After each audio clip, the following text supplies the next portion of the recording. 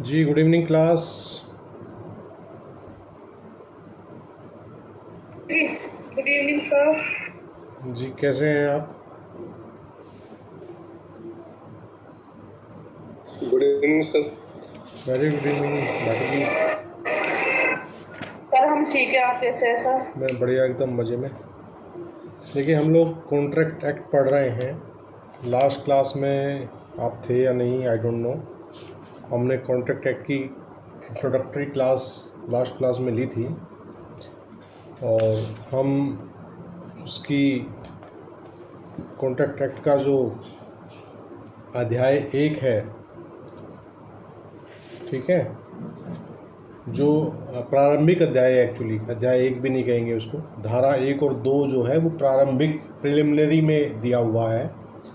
अध्याय 1 इसका धारा 3 से शुरू होगा, तो हम इसकी धारा 1 को पढ़ चुके हैं और धारा 1 के बाद हम धारा 2 जो इसकी निर्वचन खंड है, निर्वचन खंड के भी हम 2A, B, C और 2D तक देख चुके हैं लास्ट क्लास में। यदि आपने रिकॉर्डेड क्लास देखी होगी तो उसमें आप लोगों ने देख लिया होगा,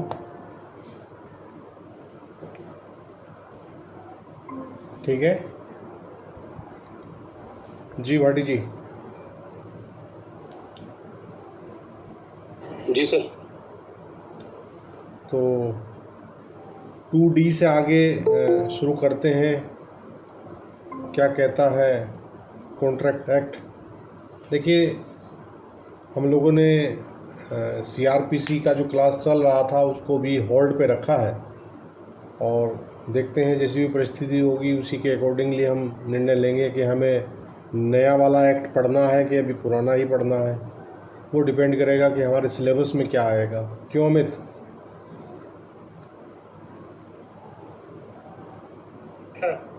जी, तो लास्ट क्लास में शायद अमित भी अवेलेबल नहीं थे। अमित लास्ट क्लास में आप भी नहीं थे, तो उसमें हम लोग भारतीय संविधान अधिनियम 1872 को शुरू कर चुके हैं और उसकी धारा 1 को पढ़ चुके हैं। धारा 2 जो इसका निर्वचन खंड है, इंटरप्रिटेशन क्लॉज है और बड़ा ही महत्वपूर्ण है, उसको हम देख रहे हैं और 2D तक देख चुके हैं। अब 2E बात करता है एग्रीमेंट, ठीक है। तो ये कह रहा है कि every promise and every set of promises forming the consideration for each other is an agreement, ठीक है। ये कह रहा है कि हर एक वचन और ऐसे वचनों का एक संवर्ग जो एक दूसरे के लिए प्रतिफल हो करार है। सदब समझ आया करार के बारे में क्या कहती है धारा 2E?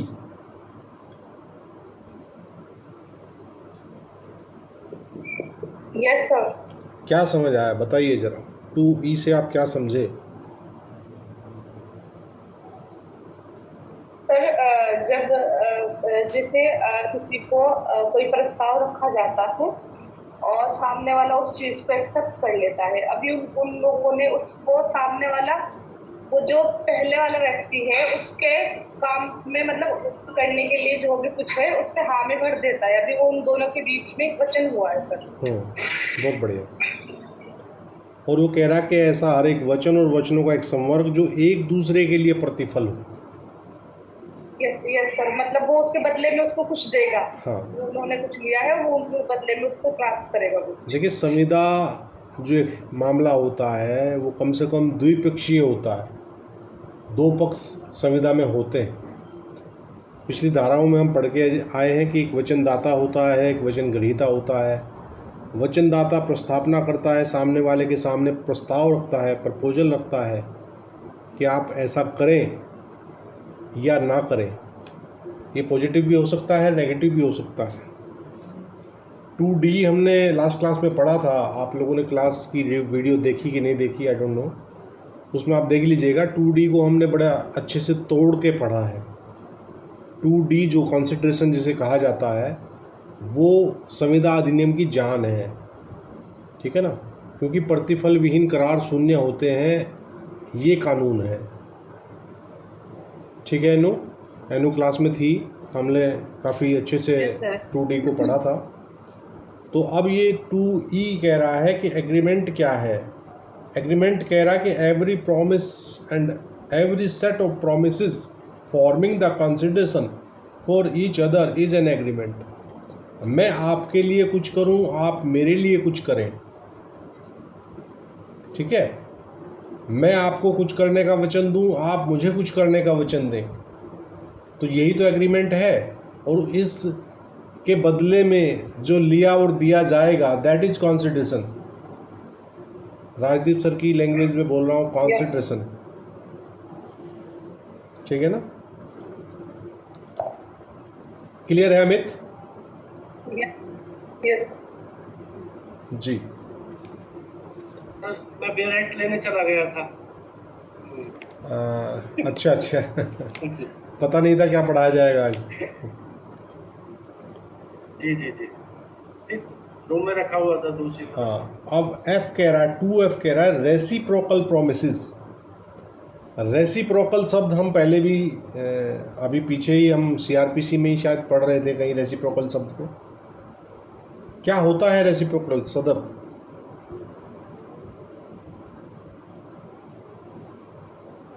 जी सर, जो एक दूसरे के परस्पर कोई ना कोई प्रतिफल हो, कोई एक्सचेंज हो। तो रेसिप्रोकल प्रोमिसेस के बारे में बात कर रहा है एफ। ये कह रहा है promises when form the consideration or part of the consideration for each other are called reciprocal promises.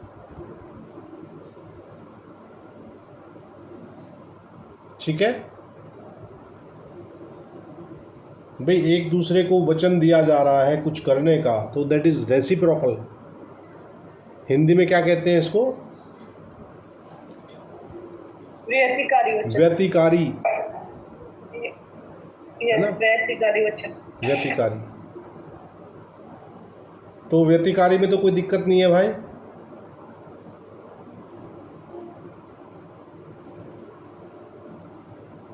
अब अगली धारा जो है 2G है, ध्यान रखिएगा। याद रखने के लिए G को आप मतलब G को आप Z समझते, G की आवाज़ आ रही नहीं, Z से भी G की आवाज़ आती है और G से तो आती है।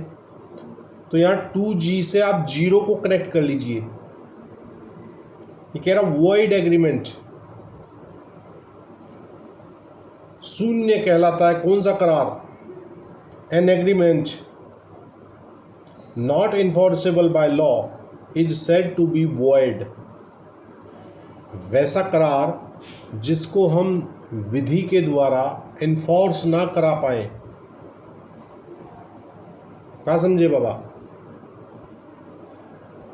यानी सर बिना प्रतिफल के करार शून्य है। नहीं नहीं नहीं, वो बिना प्रतिफल के करार सुनने वाली बात तो दूसरी है। यहाँ कह रहा है an agreement not enforceable by law is said to be void. Yes sir ध्यान आया आपका। अच्छे से वे करार जो विधि जो परिवर्तन ना हो शून्य के कहलाता है। ठीक है। एग्जाम्पल के तौर सर पर, जिनको विधि में ही मान्यता नहीं है, हाँ, बिल्कुल। एग्जाम्पल के तौर पर आप किसी व्यक्ति को से करार करें, किसी व्यक्ति से कि भाई मैं आपको 1000 रुपये दूंगी और आप X नाम के व्यक्ति की टांग तोड़ दीजिए जाके। अब आपने उसे 1000 रुपये दे भी दिए, आपने 1000 रुपये दे भी दिए, उसने टांग नहीं तोड़ी, तो क्या आप कोर्ट में जा सकती हैं, दावा प्रस्तुत कर सकती हैं उसके खिलाफ कि सर ऐसे ऐसे हमारे बीच करार हुआ था? क्यों नहीं जा सकती? इसलिए नहीं जा सकती क्योंकि काम विधि विरुद्ध है। हाँ, चूंकि वो जो एग्रीमेंट है वो इन्फोर्सेबल बाय लॉ नहीं है, लॉ के द्वारा प्रोहिबिटेड है। क्लियर हो गया? अब 2H कह रहा है 2H की आवाज निकालिए। 2H का मतलब है कि है, क्या है? संविदा है। वे करार जो विधितः परिवर्तनीय हो उनको संविदा कहा जाता है। ये कह रहा है 2H an agreement enforceable by law is an contract. समझे?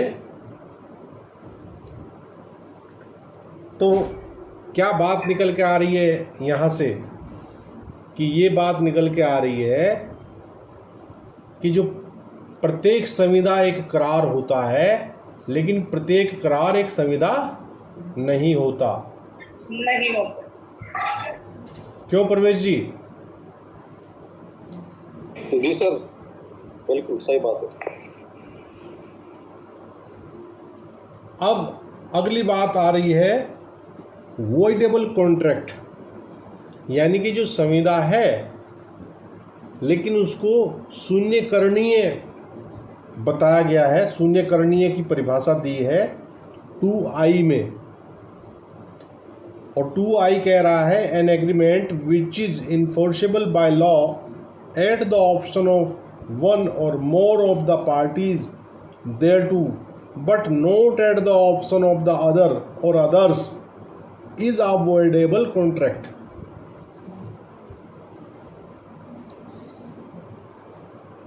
जी, शून्यकरणीय संविदा की बात कर रहा है 2I, और हिंदी में क्या है 2 झा।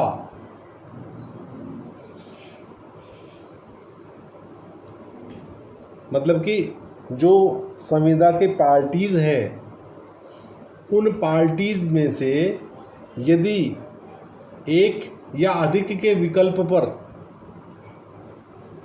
तो वो विधि द्वारा परिवर्तनीय हो, किंतु अन्य पक्षकार या पक्षकारों के विकल्प पर नहीं, तो वो कॉन्ट्रैक्ट क्या है? शून्यकरणीय है। तो शून्य में और शून्यकरणीय में क्या अंतर है सदप? सर शून्य तो वो है जो विधि द्वारा है, उसको मान्यता नहीं मिलती, और शून्य करने वो है कि एक पक्षकार उसको करा सकता है। यानी कि अगर उसने किसी पक्षकार ने किसी डर की या भय में करके कोई कॉन्ट्रैक्ट से कराया है, और फिर बाद में उसको सर दूसरा पक्षकार ये कह सकता है कि ये मैंने डर और भय में दी थी, तो मैं इसको शून्य करने करा सकता हूँ। बहुत बढ़िया, बहुत बढ़िया।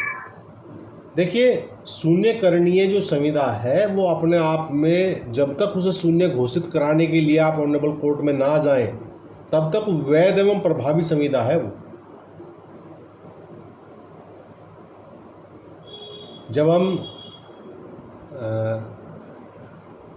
अपने जो हमारे पर्सनल लॉ हैं जब हम उनको पढ़ेंगे तो वहाँ विवाह के विषय में भी ये बात आएगी, शून्य विवाह और शून्यकरणीय विवाह।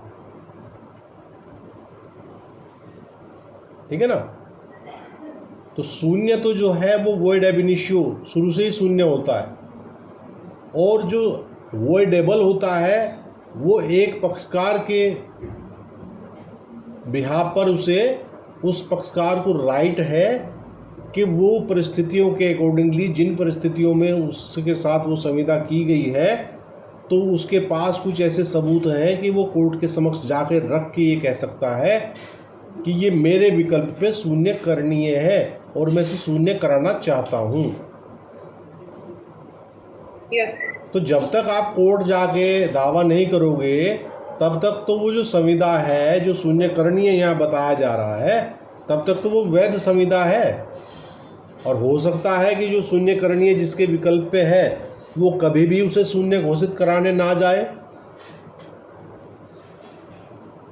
क्यों? यस सर, ये भी हो सकता है सर, क्योंकि उनको इस बात का ज्ञान ही ना हो, शायद हो सकता है ये।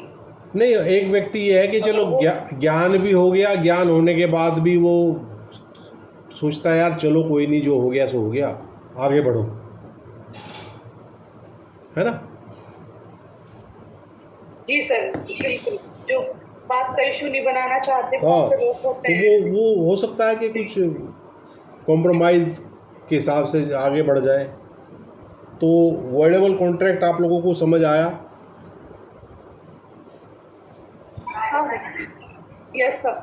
अब ये कह रहा है जे, टू जे, ये कह रहा है वॉइड कॉन्ट्रैक्ट, ठीक है। ये कह रहा है a contract which ceases to be enforceable by law becomes void when it ceases to be enforceable. हो सकता है कि आज कोई संविदा विधि द्वारा परिवर्तनीय है, लेकिन मीनवाइल कुछ ऐसी परिस्थितियां क्रिएट हो जाए कि वो संविदा विधि द्वारा परिवर्तनीय ना रह जाए। तो जिस समय से वो विधि द्वारा परिवर्तनीय ना रह जाए तब से वो संविदा शून्य है। नु इज दैट क्लियर? जी सर, क्लियर सर।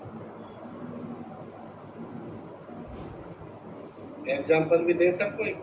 हाँ, एग्जाम्पल दीजिए, बताइए क्या बताना चाहते हो।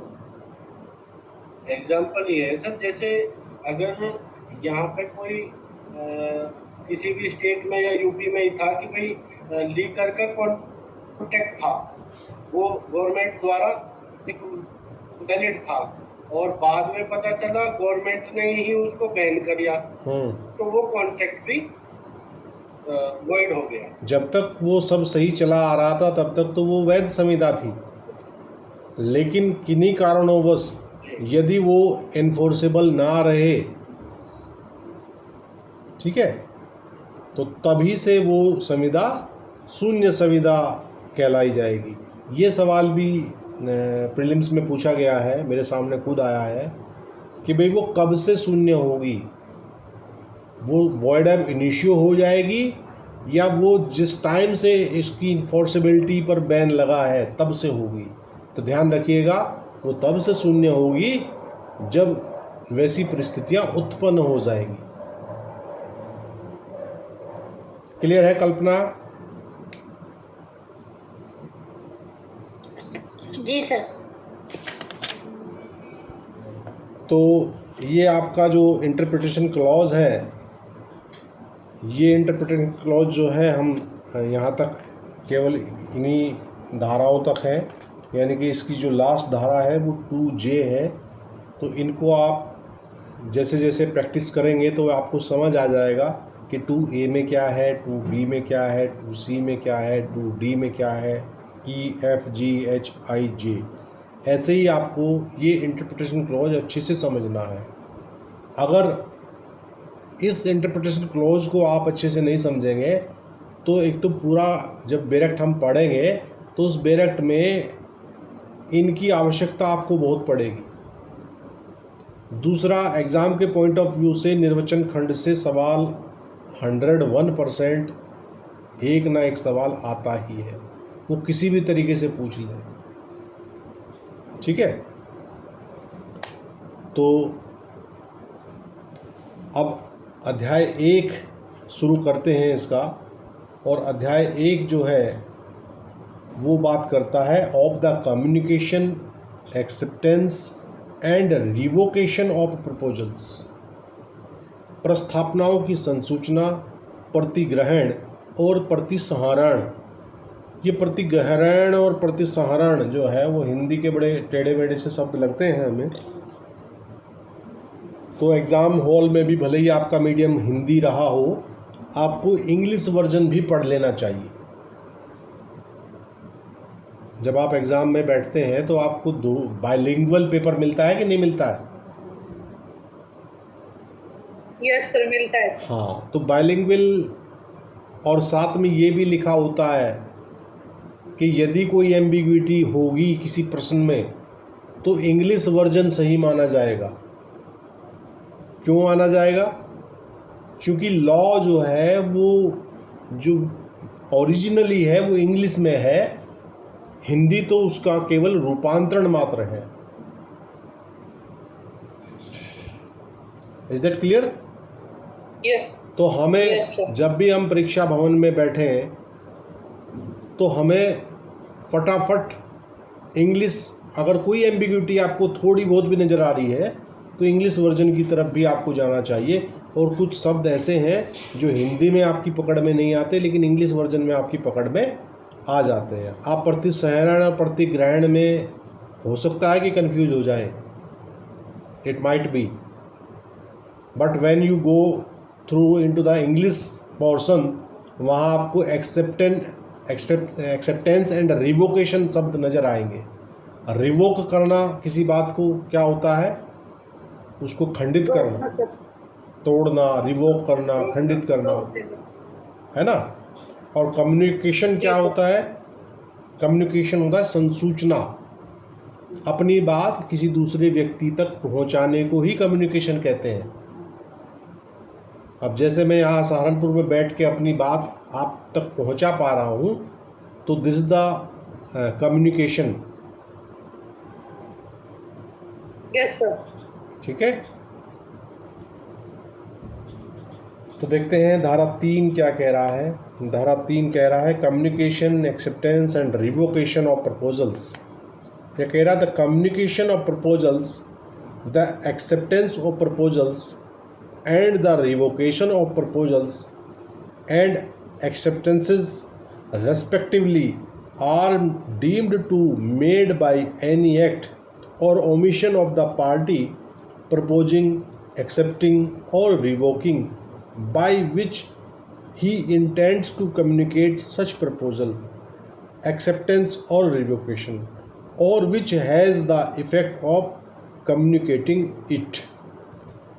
ये कह रहा है कि प्रस्थापनाओं की संसूचना, प्रतिग्रहण और प्रतिसहरण, हिंदी वर्जन कह रहा है धारा 3 का कि प्रस्थापनाओं की संसूचना, प्रस्थापनाओं का प्रतिग्रहण और प्रस्थापनाओं का प्रतिग्रहणों का प्रतिसहरण। क्या समझे, प्रतिग्रहणों का प्रतिसहरण क्रम से प्रस्थापना करने वाले, प्रतिग्रहण करने वाले या प्रतिसहरण करने वाले पक्षकार के किसी ऐसे कार्य या लोभ से हुआ समझा जाता है जिसके द्वारा वह ऐसी प्रस्थापना, प्रतिग्रहण या प्रतिसहरण को संसूचित करने का आशय रखता हो या जो उसे संसूचित करने का प्रयास रखता हो। कौन कौन सी बात आई भाई, धारा 3 थोड़ा आप इसमें उलझ रहे होंगे, यह क्लियर हो गया है भाई, है नो।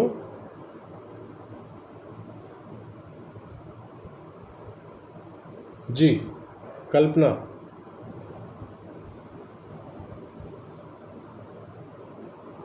मेरी आवाज़ तो मिल पा रही है सर? आपको? हमें नहीं सर हुआ है।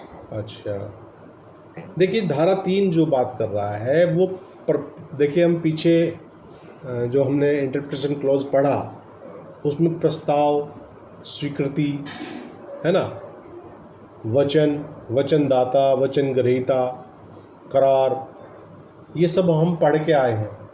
और यहाँ धारा 3 शुरुआत करती है, सबसे पहली जो प्रपोजल जो है, प्रस्थापना हमने किस धारा में पढ़ा है सदब, प्रस्थापना हमने किस धारा में पढ़ा है सर? 2A में। 2A में प्रस्थापना पढ़ा है। और धारा 3 बात करती है प्रस्थापना की संसूचना। भाई एक बात बताइए, आप किसी व्यक्ति को कोई प्रपोजल देना चाहते हैं तो प्रपोजल देने का आप मन में लिए घूमते रहो, जब तक आप अपना प्रपोजल कम्युनिकेट नहीं करोगे सामने वाले को, तब तक प्रस्ताव की, आपकी प्रस्थापना की क्या वैल्यू है? क्यों? जीरो है सर, कुछ भी जीरो है ना। कहीं एक तरफा आशिक बेचारे मन में दबाए बात रह जाते हैं, उनकी प्रेमिका की शादी हो जाती है, नमस्ते। वो अपनी बात तो that is the communication gap. अगर वो अपनी बात कम्युनिकेट करते तो सामने से या तो एक्सेप्टेंस मिलता या रिवोकेशन मिलता, दो ही तो बात थी ना। बिल्कुल। क्यों इनू?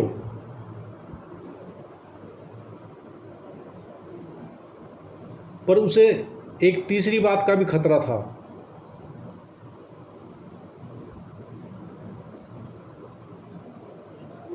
चप्पल का सर? यस। पिटाएगा, अच्छी वाली पिटाएगा। पर नहीं, इतना हार्श नहीं होना चाहिए लड़कियों को।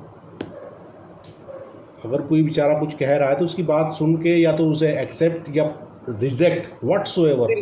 चप्पल हिंसा का तो महात्मा गांधी ने कहा है कि कोई एक गाल पे मारे तो दूसरा गाल आगे कर दो। हिंसा का कोई स्थान नहीं होना चाहिए प्यार मोहब्बत की बात में, है ना। बिल्कुल सर। तो अब आप आई थिंक प्रपोजल और उसकी कम्युनिकेशन और उसके रिवोकेशन को आप इस एग्जाम्पल से समझ गए होंगे, क्यों कल्पना? जी सर, अब तो भूलेंगे ही नहीं।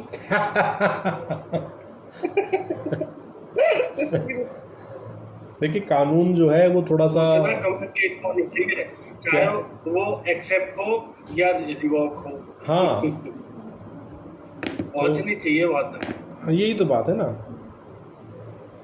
कई सारी ऐसी लव स्टोरीज होती हैं जो बेचारी पैदा ही नहीं होती, अपने पैदा होने से पहले दम तोड़ देती हैं, इस वजह से चूँकि वो अपनी बात को कम्युनिकेट करने की हिम्मत नहीं रख पा रहे हैं। नहीं, ठीक है ना। OMG 2 किसी ने देखी क्लास में?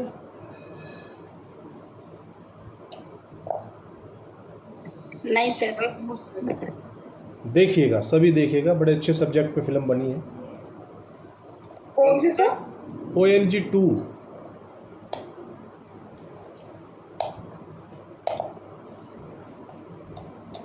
हम तो सुन ही नहीं पा रहे। क्या कह रहे? हॉलीवुड मूवी है या बॉलीवुड मूवी है सर? अरे OMG पहले आई थी ना, परेश रावल अक्षय कुमार की OMG आई थी ना पहले। Oh my God. Oh my God, अच्छा, ओह माय गॉड, अच्छा सर। अभी ओ माय गॉड का पार्ट 2 आया है। अच्छा सर, वो देख लेंगे सर। हाँ देखेंगे सर। तो और टीनेजर्स को अवश्य दिखानी चाहिए। सर ये तो घर के पास ही है थिएटर। बिल्कुल स्वागत है, आप लोग आइए थिएटर में, आपके जलपान की व्यवस्था हम करेंगे। सर फिर तो आप गदर 2 भी देख कर आ गए होंगे। हाँ जी, हमने देख ली गदर 2 भी। बड़ी अच्छा जी। अच्छी फिल्म है, बढ़िया चल रहा है प्रोग्राम। तो क्या बोलता है, तो धारा 3 में कोई डाउट भाई? एक चीज़ और है इसमें, प्रतिग्रहणों का प्रतिसरण, ये भी समझने लायक बात है। ये क्या कहना चाह रहा है अमित यहाँ? जी सर यानी जो प्रस्ताव किया था और उसको हमने स्वीकार कर लिया, उसको शायद रोकने की बात कर रहे हैं कि पहले तो हमने उसको स्वीकार कर लिया था और अब उसको रोकना चाह रहे हैं, मतलब।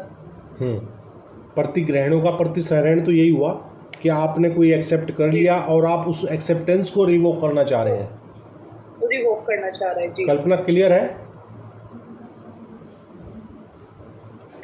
जी सर। जी। और यहाँ एक बात और भी आई है कि जो पक्षकार हैं वो किसी ऐसे कार्य या लोप से हुआ समझा जाता है, मतलब कि आपका एक्सेप्टेंस जो है वो कोई एक्टिवली कृत्य भी हो सकता है या कोई लोप भी हो सकता है। लोप और कृत्य तो मुझे आप लोगों को बताने की आवश्यकता नहीं है, बहुत बार हम पढ़ चुके हैं, IPC में पढ़ चुके हैं लोप, है ना।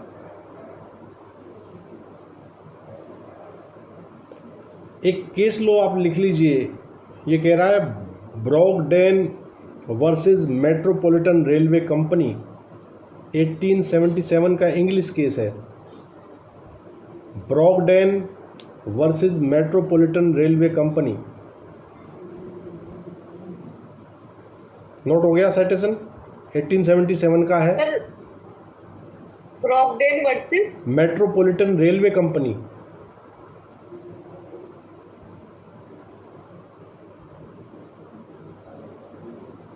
जी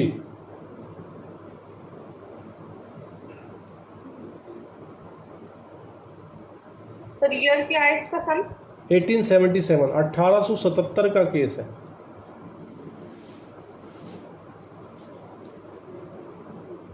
इसमें ऑनरेबल कोर्ट ने ये होल्ड किया है कि यदि प्रस्तावना में कोई कार्य करने का उल्लेख किया गया है तो उस कार्य को करना ही पर्याप्त है।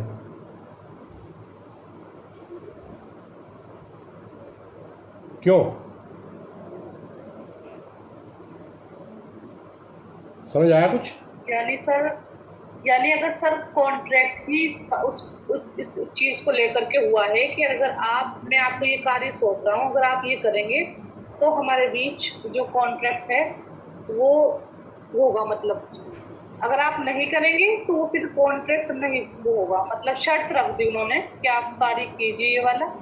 आई थिंक जैसा कि मैं समझ पा रही हूँ, वो कह रहा है कि अगर उसने कार्य पूरा कर दिया तो उसका कॉन्ट्रैक्ट पूरा हो गया। नहीं, पूरा हो गया। आप थोड़ा सा आगे जा रहे हैं। ये कहना चाह रहा है कि आपने प्रपोजल रखा और प्रपोजल में आपने एक बात बता दी कि यदि आपने ये किया तो मैं समझूंगा कि आपकी यस है, आपकी एक्सेप्टेंस है।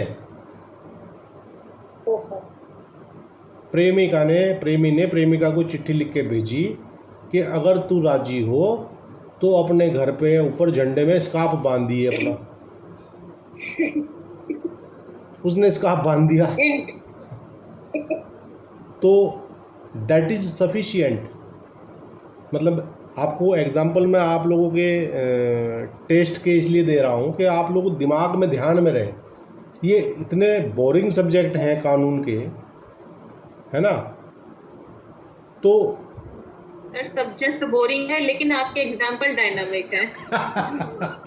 जो कि शायद तो वो यही कह रहा है कि अगर आपने प्रपोजल में कोई बात रखी और ये कहा कि अगर आपने ये कृत्य किया तो आपका एक्सेप्टेंस मान लिया जाएगा आपको, और एक्चुअली उसको मतलब लिख के बोल के कहने की आवश्यकता नहीं है। तो यही कह रहा है कि ब्रॉकडेन वर्सेस मेट्रोपॉलिटन रेलवे कंपनी में यही बात कही गई कि अगर ये प्रस्तावना में कोई कार्य करने का उल्लेख किया कि भाई आप ऐसा कर दोगे तो हम आपकी एक्सेप्टेंस मान लेंगे। ठीक? ओके सर, ठीक सर। क्लियर है नू? Yes sir. एक केस और लिख लीजिए, steel union private limited versus commissioner of customs. Steel union private limited versus commissioner of customs AIR 2009 NOC 1215 Calcutta का केस है।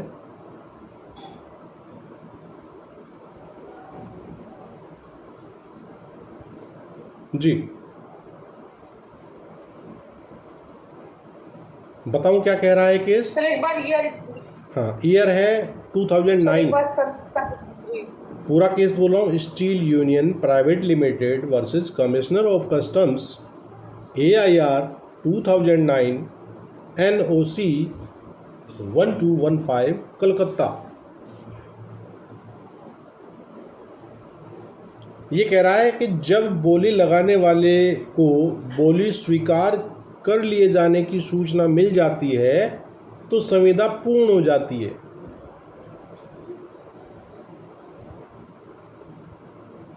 कोई बोली लगाई जा रही है, बोली तो आप समझते हैं कोई नीलामी हो रही है, उस नीलामी में बोली लगाई जा रही है, तो बोली लगाने वाला जो है जैसे ही ये पता लगता है उसको कि आपके द्वारा जो बिड दी गई थी वो बिड जो है एक्सेप्ट हो गई है और उसकी सूचना उसे हो जाती है, तो सूचना होते ही संविदा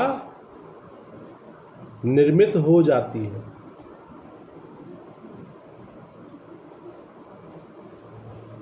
ठीक है जी? Okay sir. आगे बढ़े। धारा 4 कह रहा है कम्युनिकेशन व्हेन कंप्लीट।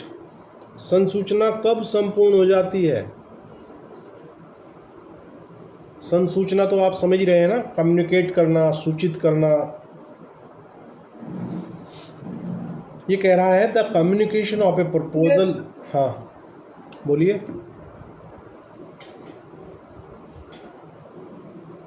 सदर वांट टू से समथिंग?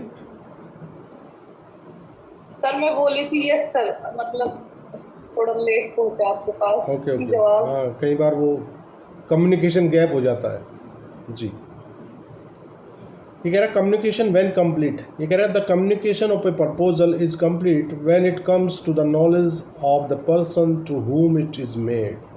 ये कह रहा है कि प्रस्तावना की संसूचना तब संपूर्ण हो जाती है जब प्रस्तावना उस व्यक्ति के ज्ञान में आ जाती है जिसे वह की गई है। अब जिस व्यक्ति के प्रति आपने प्रस्ताव रखा है, जब प्रस्ताव उसकी जानकारी में आ जाता है, उसकी नॉलेज में आ जाता है, तो वैसे ही प्रस्तावना अपनी तरफ से प्रस्तावना की संसूचना हो गई। ए बी को कुछ कहना चाह रहा है, ए ने अपनी बात उसको पहुंचा दी, चाहे उसको चिट्ठी लिख के पहुंचाई, चाहे अपने शब्दों से पहुंचाई, ठीक है, चाहे और किसी माध्यम से पहुंचाई। जैसे ही सामने वाले की नॉलेज में वो बात आई, प्रपोजल इज कंप्लीट। अब ये कह रहा है the communication of an acceptance is complete, प्रतिग्रहण की संसूचना, ठीक। ये कह रहा है as against the proposer when it is put in a course of transmission to him so as to be out of the power of the acceptor। ये कह रहा है, अब प्रतिग्रहण पे बात आ गई। प्रतिग्रहण आप समझ रहे हैं क्या होता है सदर? प्रतिग्रहण सर जब सूचना उसको प्राप्त हो जाती है, वो तो स्वीकार करना, मतलब स्वीकार कर जी। हाँ। अब ये प्रतिग्रहण की संसूचना की बात, पहले तो प्रस्तावना की पहली लाइन में बात आई प्रपोजल की संसूचना, तो ए ने बी को अपनी बात पहुंचा दी, बी के नॉलेज में आ गई, उसके माइंड के बॉक्स में घुस गई जाके, तो प्रस्तावना कंप्लीट। अब एक्सेप्टेंस के बारे में बात कर रही है अगली लाइन। ये कह रहा है the communication of an acceptance is complete, कब कंप्लीट हो जाएगी? प्रतिग्रहण की संसूचना कह रहा है प्रस्तावक के विरुद्ध तब संपूर्ण हो जाती है जब वह उसके प्रति इस प्रकार पाषाण के अनुक्रम में कर दी जाती है कि वह प्रतिग्रहिता की शक्ति के बाहर हो जाए।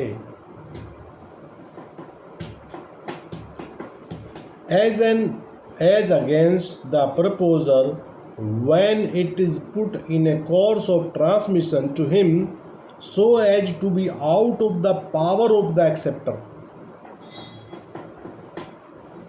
क्या समझे भाई?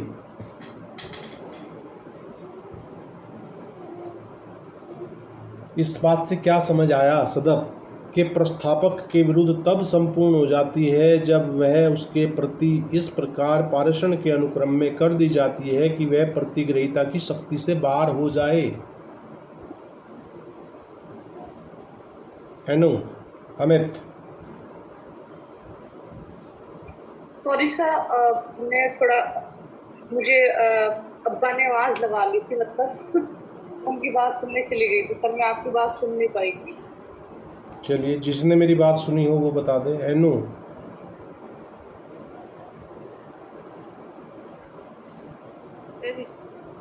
ये पारेषण के अनुक्रम में कर दी गई है सर, ये हमको समझ में नहीं आया। देखिए, ये तो ट्रांसमिशन होगा ना सर? हाँ भाई, जब उसकी शक्ति से बाहर चली जाए बात, तीर कमान से निकल जाए, जब एक बार तीर कमान से निकल जाता है तो तीर छोड़ने वाला क्या उसे पकड़ के वापस ले आएगा कमान में? नहीं सर। तो शक्ति से बाहर हो गया ना उसकी। आपने एक्सेप्टेंस की चिट्ठी डाकखाने में डाल दी, डाकखाना है बंद, तो अब उसमें लकड़ी डाल के थोड़े निकाल लोगे उसे तुम? नहीं सर। निकाल लोगे तो अपराध करोगे, क्योंकि वो एक सरकारी प्रॉपर्टी है और उसके साथ छेड़छाड़ नहीं करेंगे आप लेटर जब तक उसमें एंटर करने से जब तक आपके हाथों में था तब तक आप उसे वापस ले सकते थे। अब वो आपकी शक्ति से बाहर हो गया, पारेषण की अनुक्रम में आपने उसको डाल दिया। कल्पना जो एक बार हमने एक्सेप्ट कर लिया तो फिर हम उसे डिनाई नहीं कर सकते।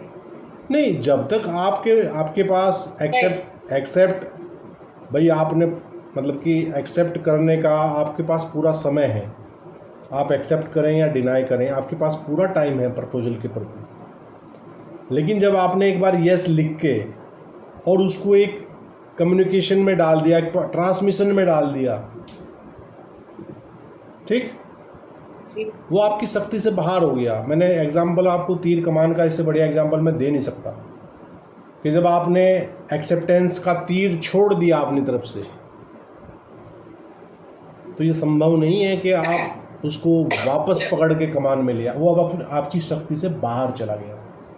जब तक आप तीर नहीं छोड़ रहे हैं, आपकी मर्जी है, आप उसको पूरा पुल करके भी वापस छोड़, मतलब उसकी जो क्या बोलते हैं उसको, प्रत्यंचा बोलते हैं महाभारत की भाषा में बोले तो, जो तीर पे रस्सी, उस पर कमान पे जो रस्सी बनती है उसको क्या बोलते हैं अमित? ये बोलते हैं प्रत्यंचनाई, प्रत्यंचा बोलते हैं उसको, उस रस्सी को, उस धागे को जो आप खींचते हैं तीर चलाने के लिए। और कमान वो जो उसका वुडन पार्ट है, दैट इज़ द कमान। वो उसको कमानी की तरह यूज होता है ना, वो एक उसको शक्ति प्रदान करता है जब हम उसको पुल करते हैं। तो जब तक हम पुल किए हुए हैं तब तक कोई प्रॉब्लम नहीं है। जैसे ही हमने ऐसे छोड़ा, वो हमारी शक्ति से बाहर हो गया, तो वो क्या हुआ, संपूर्ण हो जाती है, ठीक है।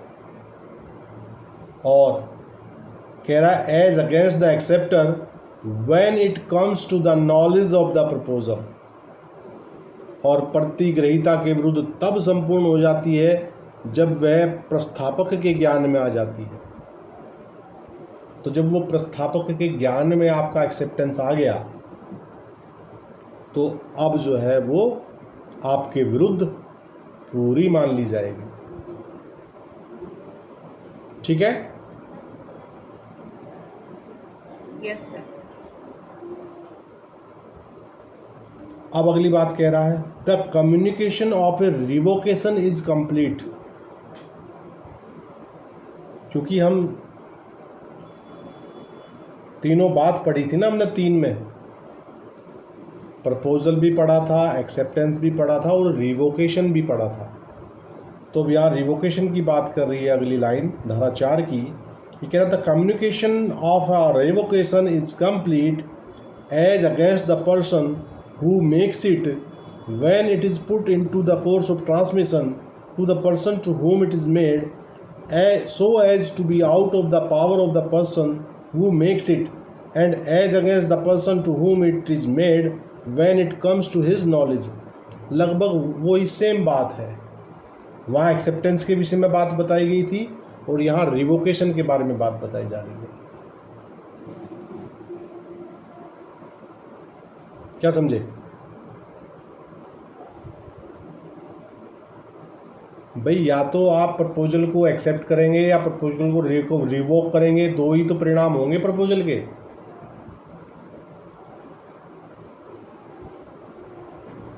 लेकिन सर यहाँ पर जो प्रपोजल वाले को जो सूचना दे दी जाए, ये वो है जिसने इसके पास कम्युनिकेट हुआ प्रपोजल, अब वो उसका डिनाई करे एक्सेप्ट करे, बिल्कुल उसकी सूचना तब आपको दे दे। बिल्कुल बिल्कुल बिल्कुल बिल्कुल वही बात जो पिछली धारा में एक्सेप्टेंस के विषय में बताई है, हमने समझी है, वो सेम बात रिवोकेशन के बारे में भी लागू है। सर मतलब दोनों ही जगह पर कि नॉलेज में बात आनी जरूरी है, बिल्कुल इसमें कोई टाइम लिमिट नहीं है। या अगर इसमें कोई टाइम लिमिट है तो वो टाइम लिमिट वाली बात बाद में आएगी। अभी तो सिर्फ आप ये समझो, कुछ ऐसी शर्तों के साथ प्रस्ताव यदि भेजा जाए कि 10 दिन में यदि आपने जवाब ना दिया तो मैं ना समझ लूँगा, 10 दिन में जवाब नहीं दिया तो टाइम बार्ड हो गई, रिवोक्ड हो गई प्रपोजल। लेकिन सर अगर उन्होंने बाय जैसे डाक के द्वारा उन्होंने अपना जवाब भेजा है और किन्हीं कारणवश वो 10 दिनों के अंदर वो डाक के थ्रू ही उसको रिसीव नहीं हो पाया, तो उस संबंध में क्या करेंगे? उस संबंध में वो डेट देखी जाएगी कि इस डेट में आपने पारेषण में डाल दिया था। ठीक, यानी डाक स्लिप हमें उठा के रखनी पड़ेगी। बिल्कुल, वो रखते ही हैं हम। धारा 138 का मुकदमा दायर करने के लिए हम वही रखते हैं कि सर हमने इस डेट को नोटिस दिया है ना। तो उसी प्रकार ठीक। तो धारा 4 I think you must clear है भाई। अब इलस्ट्रेशन इसके देखते हैं, इलस्ट्रेशन से और अच्छे से क्लियर हो जाएगी बात। ये कह रहा है A proposes by letter to sell a house to B at a certain price, the communication of the proposal is complete when B receives the letter. ये कह रहा है कै अमुक कीमत पर खे को गृह बेचने की पत्र द्वारा प्रस्थापना करता है। ठीक है, प्रस्थापना की सॉरी प्रस्थापना की संसूचना तब संपूर्ण हो जाती है जब खे को पत्र प्राप्त होता है। अब आजकल की जो व्यवस्था है उन व्यवस्थाओं में पत्र के बहुत ज़्यादा काम नहीं रहे। अब तो ईमेल, व्हाट्सएप, टेलीफोन, वर्बली, तो संसूचनाएं जितनी पहले मध्यम हुआ करती थी अब संसूचनाएं पहले के मुकाबले बहुत तेज़ हैं। फास्ट। ठीक है, तो मेन मुद्दा सिर्फ ये है कि आपका प्रपोजल सामने वाले के ज्ञान में आना चाहिए। अब आप इस पत्र के स्थान पे व्हाट्सएप का मैसेज भी हो सकता है, पत्र के स्थान पर ईमेल भी हो सकता है ना, पत्र के स्थान पर टेलीफोन कॉलिंग भी हो सकती है। तो जैसे ही उसे पत्र प्राप्त होता है तो प्रस्थापना की संसूचना हो जाती है। बी कह रहा है B accepts as proposal by a letter sent by post, the communication of the acceptance is complete as against A when the letter is posted. क्या समझे? ये कह रहा है कि कै की प्रस्थापना का खे डाक से भेजे गए पत्र को प्रतिग्रहण करता है। प्रतिग्रहण की संसूचना कै के विरुद्ध तब संपूर्ण हो जाती है जब पत्र डाक में डाल दिया जाता है।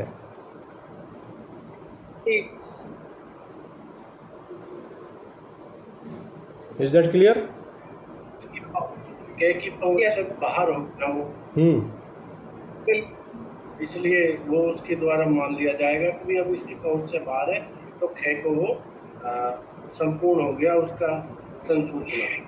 और ए जगह ये कै की तरह ये नहीं ये कै अपना कार्य कर रहा है। कै ने अपना कार्य किया कि उसने अपना डाक के थ्रू वो भेज दिया उसने। अब उसका कै का काम जो है वो कंप्लीट हो गया। अब खे का काम तब पूरा होगा जब वो उसको मिल जाएगा, तब उसको लेटर प्राप्त हो जाएगा। देखिए यहाँ पहले समझिए कि प्रस्तावना किसकी है, प्रतिग्रहण कौन कर रहा है, इसको अच्छे से समझ लीजिए। यहाँ कह रहा है B accepts as proposal, A proposal कर रहा है, बी एक्सेप्ट कर रहा है। इस बात में आप मतलब कि एम्बिग्विटी में मत रहिए, ठीक है। तो ये कह रहा है कि B accepts as proposal by a letter, ठीक, sent by post, the communication of the acceptance is complete as against A when the letter is posted. कै की प्रस्थापना का खे डाक से भेजे गए पत्र का को प्रतिग्रहण करता है। प्रतिग्रहण की संसूचना कै के विरुद्ध जब तब संपूर्ण हो जाती है जब पत्र डाक में डाल दिया जाता है, और खे के विरुद्ध तब संपूर्ण हो जाती है जब कै को पत्र प्राप्त होता है। क्या समझे?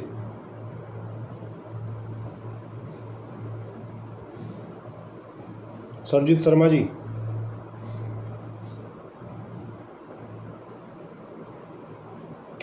जी सर। अब आगे की कहानी सुनो। सी क्या कह रहा है? धारा सी कह रहा है, सॉरी, इलस्ट्रेशन सी कह रहा है, ए रिवोक्स हिज प्रपोजल बाय टेलीग्राम।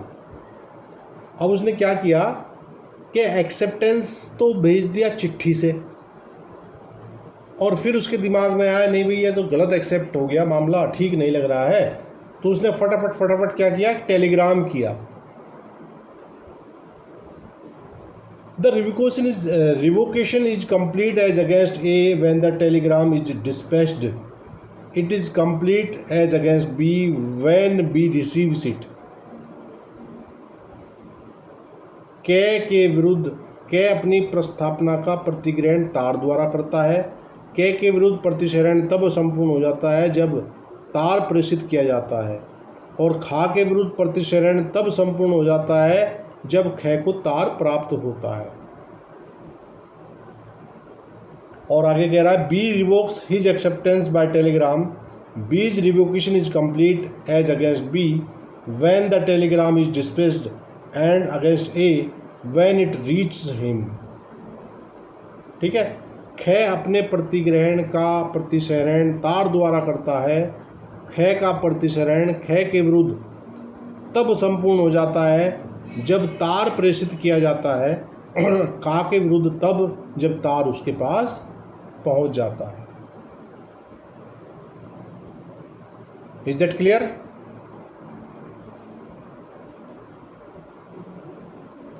जी, इन इलस्ट्रेशन को आप रिवाइज करें, इन पर माइंड लगाएं, समझें, है ना।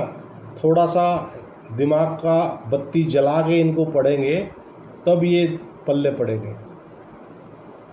Is that okay? तो चलिए आज की क्लास को हम यही विराम देते हैं और मिलते हैं अगली क्लास में।